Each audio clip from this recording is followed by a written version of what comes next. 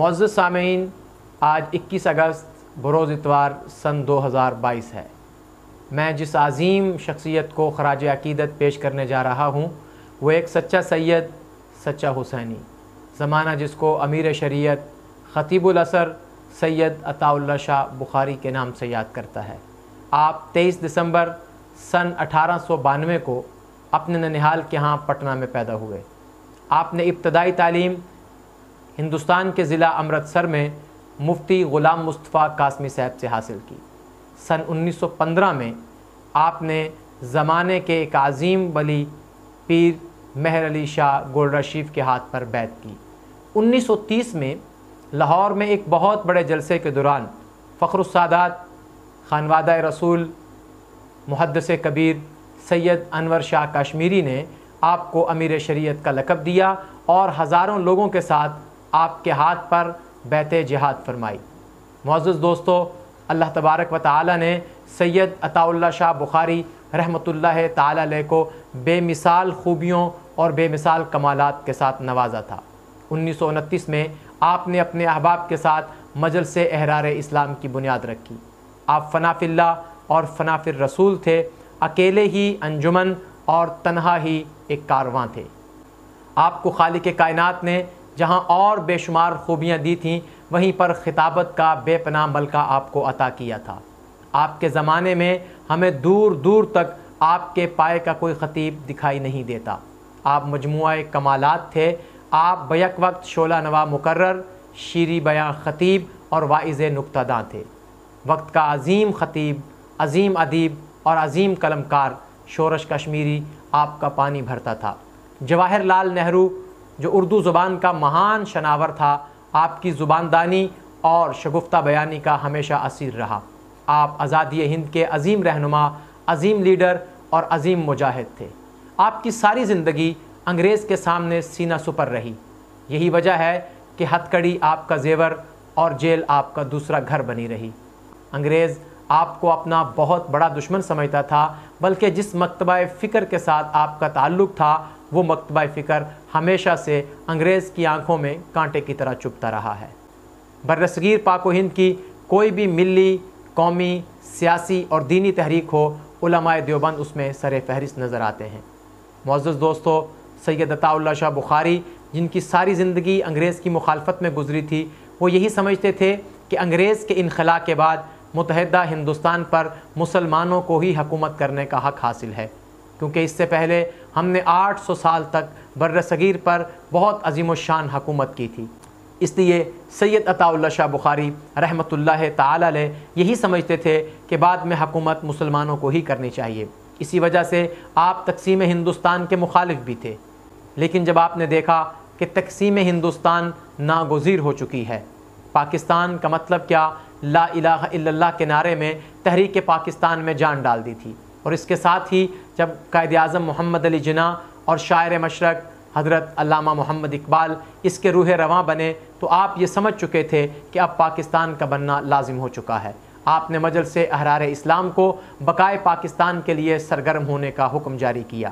آپ خود بھی ہجرت کر کے لاہور تشریف لے آئے، لیکن کچھ عرصہ لاہور رہنے کے بعد آپ ملتان سرزمین اولیاء پر رونق افروز ہوئے۔ بقیہ زندگی تحفظ ختم نبوت اور نظریہ پاکستان کے نفاذ کے لیے وقف کر دی۔ آپ ایک عبقری شخصیت تھے، زہد و تقوی، عزم و استقلال میں قرون اولیٰ کی یادگار تھے۔ پوری زندگی اسلامی، ملی اور قومی تحریکوں کی خون جگر سے آبیاری کی۔ آپ امت وحدہ کے سلوک کے داعی اور سائی رہے۔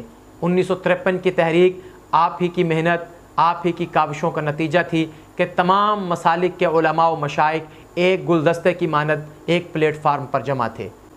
جمعیت علماء پاکستان کے علامہ عبدالحامد بدیبانی، جمعیت اہل حدیث کے بانی سید داؤد غزنوی اور اسماعیل سلفی، ان کے علاوہ مجلس تحفظ شیعہ کے علامہ کفایت حسین اور مظہر علی شمسی، جماعت اسلامی کے امیر سید ابو العلا مودودی، امین احسن اصلاحی اور تنظیم اہل سنت کے سید نور الحسن شاہ بخاری شامل تھے۔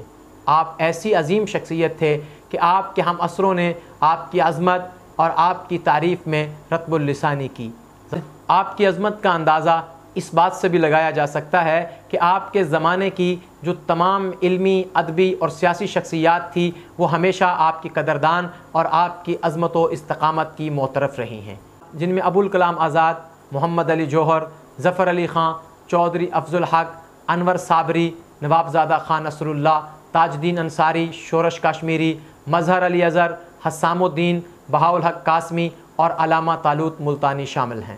آپ حیران ہوں گے کہ جن شخصیات کے ساتھ ہماری محبت و عقیدت کے رشتے قائم ہیں، ان عظیم شخصیات کو جب سید عطاء اللہ شاہ بخاری کی محفل سے اکتساب فیض کا موقع ملا تو وہ اپنے آپ میں پھولے نہیں سماتے تھے، جن میں سردار عبدالرب نشتر، حفیظ جلندری، فیض احمد فیض، غلام رسول مہر، صوفی غلام مصطفیٰ تبسم، غلام قادر گرامی، ایم ڈی تاثیر، عظامی ہوشیار پوری، عبد المجید سالک، سید عبداللہ، مولانا مرتضی احمد خان میکش، نصر اللہ خالد عزیز، سعید احمد اکبر آبادی، ابوالقاسم رفیق دلاوری، پطرس بخاری، حکیم محمد حسن کرشی، مسعود خدرپوش، احسان دانش، مختار مسعود، احمد ندیم قاسمی، سید سبت حسن، حافظ لدھیانوی، مولانا محمد اسحاق بھٹی، ساگر صدیقی، سید نفیس الحسینی، حبیب جالب، چودھری ظہور الہی، امین احسن گیلانی، آسی کرنالی اور مجیب الرحمن شامی شامل ہیں۔ ان تمام شخصیات کے ناموں سے آپ کو یہ اندازہ تو ہو گیا ہوگا کہ سید عطاء اللہ شاہ بخاری کس قدر ہمہ جے شخصیت تھے، اور اس بات سے بھی کوئی انکار نہیں کہ آپ ایک سچے عاشق رسول تھے اور جادو بیان خطیب تھے۔ آپ کی خطابت کا ہر جملہ، ہر لفظ، ہر حرف، ہر نقطہ، ہر سوشہ اور ہر گوشہ عشق رسول سے بھرپور ہوتا تھا۔ دہلی دروازہ لاہور کی وہ یادگار تقریر کے تذکرے تو آپ نے سنے ہی ہوں گے کہ جب راجپال ہندو نے حضور نبی کریم صلی اللہ علیہ وسلم کی توہین کرتے ہوئے، تنقید کرتے ہوئے رنگیلہ رسول نامی کتاب لکھی تو آپ انتہائی بے قرار اور بے چین ہو گئے۔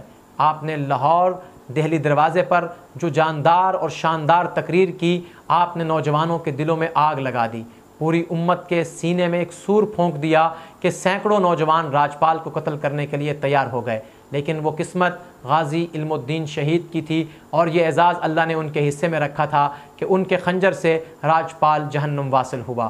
کسی کہنے والے نے سچ کہا ہے کہ کانوں میں گونجتے ہیں بخاری کے زمزمیں، بلبل چہک رہا ہے ریاض رسول میں۔